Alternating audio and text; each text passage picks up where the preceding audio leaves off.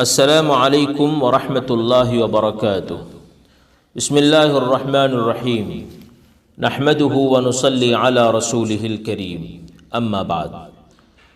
لائق صد احترام حضرات و خواتین، اللہ کے رسول صلی اللہ علیہ وسلم کے نبی بنائے جانے کے کئی سال پہلے مکہ مکرمہ میں ایک واقعہ پیش آیا۔ ایک پردیسی تاجر اپنا سامان تجارت لے کر مکہ آیا۔ مکے کے ایک بدنیت ساہوکار عاص بن وائل نے اس کا سامان خریدا مگر قیمت نہیں ادا کی۔ اس شخص نے بہت منت سماجت کی مگر اس ظالم کا دل نہیں پسیجا۔ اس پردیسی مسافر نے مکہ کے کئی با اثر لوگوں کے دروازے کھٹکھٹائے مگر انہوں نے عاص بن وائل کے اثر و رسوخ کی وجہ سے مدد کرنے سے انکار کر دیا، بلکہ الٹا اس غریب ہی کو ڈانٹ ٹپٹ کر بھگا دیا۔ لیکن اللہ کا نظام عجیب ہوتا ہے۔ معاشرہ چاہے کتنا ہی بگڑ جائے، اس میں کچھ اچھے افراد ضرور ہوتے ہیں جو اگر یکجا ہو جائیں تو خیر کا وجود شروع ہو جاتا ہے۔ ایسا ہی ہوا۔ کچھ انصاف پرور اور انسانیت نواز لوگ جن کے سینے میں پتھر کی سل نہیں دھڑکتا ہوا دل تھا، اکٹھے ہوئے اور ایک اتحاد اور الائنس تشکیل پایا جس کا کام ہر مظلوم کو ظالم کے آہنی چنگل سے بچانا تھا۔ اس تنظیم نے سب سے پہلا کام یہ کیا کہ عاص بن وائل کے پاس گئے، اس مظلوم تاجر کا حق اس سے وصول کیا اور اسے خوشی خوشی روانہ کیا۔ اس معاہدے اور الائنس کو عرب کی تاریخ میں حلف الفضول کہا جاتا ہے۔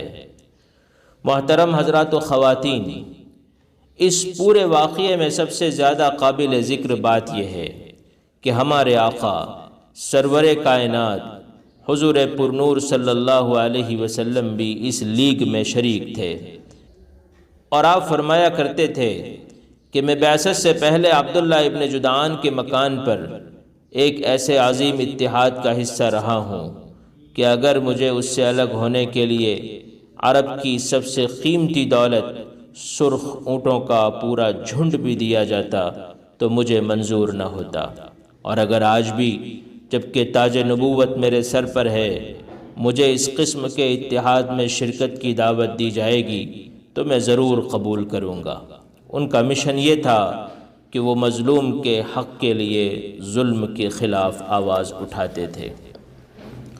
محترم حضرات و خواتین، سیرت کے اس واقعے کا پیغام پوری انسانیت کے لیے اور خاص کر بھارت کے باشندوں کے لیے یہ ہے کہ ہم مظلوم طبقات اور کمیونٹیز کو تلاش کریں جو وطن کے مول نواسی اور اصلی باشندے ہیں۔ ہزاروں سال پہلے باہر سے کچھ لوگ آئے اور ان بھولے بھالے انسانوں کو اپنے خونی اور شاطر پنجے میں دبوچ لیا۔ ایک طبقے کو آدی باسی اور جنگل نواسی بننا پڑا۔ جو سوسائٹی میں رہے انہیں اچھوت اور انٹچیبل قرار دیا گیا اور وہ پچھات اور بیکورڈ بن کے رہنے پر مجبور ہوئے، جن کی تعداد آج کی تاریخ میں 85% سے زائد ہے۔ ان کے ساتھ ظلم و ستم کی وہ داستان دہرائی گئی کہ جسے سن کر روح کانپ جاتی ہے۔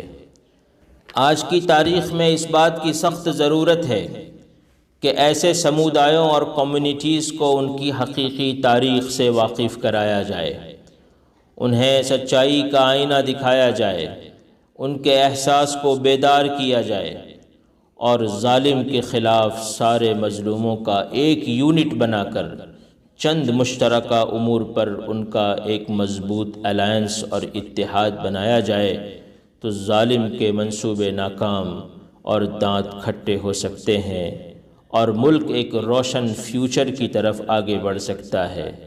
علامہ اقبال رحمۃ اللہ علیہ نے صحیح فرمایا تھا کہ فرد قائم ربطے ملت سے ہے تنہا کچھ نہیں، فرد قائم ربطے ملت سے ہے تنہا کچھ نہیں، موج ہے دریا میں اور بیرون دریا کچھ نہیں۔